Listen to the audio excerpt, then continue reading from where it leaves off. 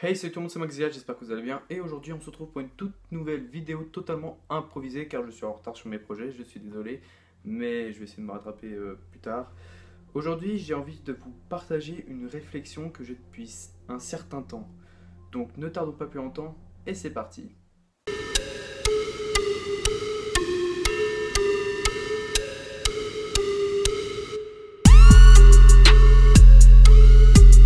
Récemment, je suis en train de me dire que DeadTube ne serait plus mon manga préféré. C'est pas que je déteste ce manga, mais au contraire, je l'adore, je suis très grand fan. Là, j'ai vu le tome 11 dernièrement, et ça prend une autre tournure, mais c'est pas ça qui me chagrine, c'est que je pense que l'identification que j'ai avec ce manga n'est plus la même. Alors, je pense que vous devez actuellement vous interroger sur quel serait le manga remplaçant. Et actuellement, je jette plutôt mon dévolu pour Love X Dilemma. Car je trouve que l'identification dans ce manga est beaucoup plus simple, car on ressemble plus au personnage et il y a un aspect plus réel. Mais je ne dis pas que justement on ne peut pas s'identifier dans des mangas qui sont surréalistes ou dans un univers totalement parallèle qui n'existe pas, loin de là. Mais moi, ce que je ressens actuellement, c'est plutôt de la ressemblance et peut-être actuellement mon vécu qui est similaire à ce qui se passe justement dans ce manga. Non, je ne dis pas que mes parents... Enfin non, mon père se remarie avec une femme et que la fille avec qui j'ai couché en fait va vivre avec moi et la prof dont je suis amoureux va vivre avec moi car les deux sont sœurs. Loin de là, c'est pas un bordel comme ça, c'est pas du tout mon cas, mais c'est plutôt sur l'aspect lycéen, qui est même dans des tubes, ce sont des lycéens. Mais là actuellement dans le tome 14, le héros justement passe ses concours ou ses examens pour entrer à la fac, ce qui va pas tarder à m'arriver parce que je suis actuellement en terminale. Il y a aussi lui qui cherche ce personnage qui cherche une identité, qui cherche un rêve à poursuivre, il veut devenir écrivain et il veut réussir dans ce métier, comme moi qui est en train de me dire où est-ce que je pourrais aller, où est-ce que je pourrais grandir et trouver une certaine maturité dans ce que je voudrais faire peut-être plus tard. En fait, c'est avoir des idées beaucoup plus mûres sur ce que j'ai envie d'être.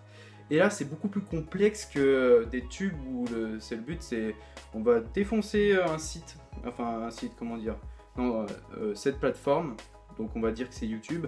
J'ai envie d'éclater YouTube parce que là-bas, il y a des, il y a des meurtres et des viols, alors que c'est clairement pas le cas de YouTube, c'est je caricaturise la chose. DeadTube, c'est peut-être plutôt l'envie d'être vidéaste qui m'a aussi donné cette grande identité que j'ai eue à travers ce manga. Je dis beaucoup de mots d'identité, ça se trouve je le place carrément mal, c'est pas grave. Je veux dire, j'avais envie de me tourner vers la vidéo. Et c'est pour ça que je partage actuellement ma passion avec les mangas. Or là, la question, ce n'est pas que j'ai plus envie d'être vidéaste, rien ne me dit qu'un jour je percerai sur YouTube ou je percerai, qui sait, j'en sais rien, je pense pas avec ce que je propose actuellement, mais là, pas le problème, c'est qu'actuellement, mes pensées se tournent plutôt sur la question des études, car actuellement, c'est pas avec ce que j'ai en abonnés, le nombre de vues que je fais, que je pourrais vivre de ça. Clairement, je suis pas payé, rien du tout, et que le but, c'était juste partager ma passion. Je pense pas en faire justement un métier, clairement. Donc là, comme j'ai pu l'expliquer, c'est une question de faire ses études et aussi de l'âge. Nous sommes lycéens, mais là on parle plutôt de l'amour et de la sexualité. On peut dire que c'est contrairement l'opposé de DeadTube où c'est du viol et de la violence. Je pense que le problème avec cette vidéo, c'est que je l'écris pas, je parle de mon ressenti parce que c'est une réflexion, alors qu'une réflexion aussi, on pourrait noter ses idées pour mieux les ordonner. Par exemple, si je prends l'exemple de Killer Instinct, actuellement, je ne m'identifie pas. Je dis pas que le manga est très mauvais, je le trouve pas exceptionnel, c'est tout, mais en soi, je vais pas dire que c'est un mauvais manga. Mais actuellement, je ne fais pas de survie, je fais pas de jeu de survie, j'ai pas été enfermé dans une école abandonnée, je crois c'est ça, ou un hôpital, je sais plus. Avec des personnes qui ont commis des crimes et ils correspondent tous à un crime, c'est une sorte de Judge si vous voulez, Judge de Yoshiki Tonagai, c'est peut-être le plus connu, il est rangé quelque part derrière les Kingdom je crois. Je ne suis pas cannibale, ouais c'est un peu trash, donc Je pense qu'il y a une question d'identité, peut-être sur les circonstances de ce qu'on est en train de vivre actuellement, et c'est ce qui fait peut-être que c'est notre manga préféré ou un manga qu'on adore beaucoup, ou enfin qu'on aime beaucoup. Donc je pense que je suis plus dans cette idée-là, et voilà pourquoi j'ai plus envie de dire Love X Dilemma, il me ressemble plus actuellement, et c'est peut-être plus sur ce manga que je jette mon dévolu et que je m'attache encore plus. J'espère que sur l'idée que je développe j'ai été clair, mais après Love X Dilemma, j'ai fait une vidéo présentation que je regrette, parce que je l'ai peut-être mal, enfin non, je l'ai mal développé, mais je suis content d'en reparler, ne vous inquiétez pas. Mais c'est un manga, il est plus profond que ce que l'on pense parfois. Je pense que même l'anime, il avait touché une bonne partie du public, car il ressemble plus à ce que nous pourrions tous traverser ou que vous avez déjà traversé. Donc voilà. Après, moi, ce manga, il me fait rire, parce qu'il y a de l'humour, il me fait ressentir des choses, il me fait vibrer. Il n'y a pas que de l'humour, il y a, je veux dire, de la tristesse, des regrets. C'est vraiment un manga très prenant. Des tubes, c'est le genre par contre, c'est le genre de manga, c'est soit tu adores, comme moi, soit tu le détestes, car c'est un manga qui est énormément critiqué, car on va dire, même Delcourt Tankam, il l'appelle comment? Je crois que c'est dans la fin d'Ice Pig. Oui, sexy, pervers et totalement immoral.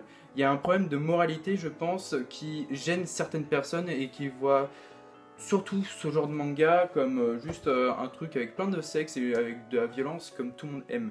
Mais l'homme aime le sexe et la violence.